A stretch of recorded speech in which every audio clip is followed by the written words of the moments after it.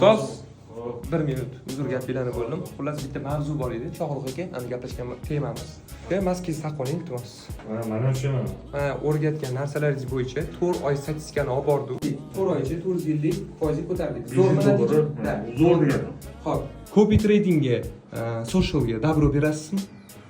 Men o'zimni variantimni aytaman, endi o'ylayman, xafa bo'lmaysiz, to'g'risini aytib umiddaman. Birinchidan bu social deganda orqada hozir men ko'p tushunishim bo'yicha juda ko'p odam ulanadi sizlarga.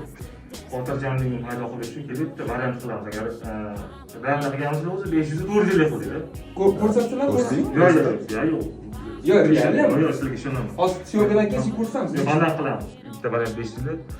Agar sizlar haqiqatda $500 450% ko'targan bo'lsanglar, kelib mana qilaylik. Men o'zimning shotimdan sizlarga $10,000 beraman. Xo'p.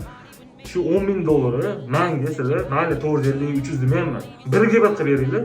Men sizlarga qancha vaqt ichida? 1 oy yetadimi sizlarga? Men zazor bilan qo'yaman. Yetadi bizga 1 oy. 1 oy. Men sizga 1 oyga beraman. Agar shu birga bir qilib bersanglar bo'ladi. Men aytdim-da, men javob men sizlarga davro bera olaman socialga. Xo'p, 1 oy ichida biriga bir bo'ladi. O'sha $10,000. Xudo xolisa biz qila olamiz bu narsani inshaalloh. Copy tradingga, socialga siz lichna ruxsat berasiz, to'g'rimi? Men davro beraman sizlarga. O'rtoqlar birga uchib qolsa-chi.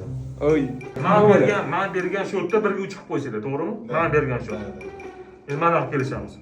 Birga bir bizga kelishgan, birga bir qilsanglar, o'sha pul sizlarga qoladi $10,000. Birga 2 qilsanglar, men $50,000 men sizlarga beraman. Agar birga uchib qo'ysanglar, faqat 1 oy ichida birga uchib qo'ysanglar, mendan 10 pochka sizlarga investitsiya. 10 pochka? Ha, javob. 5 to'xting.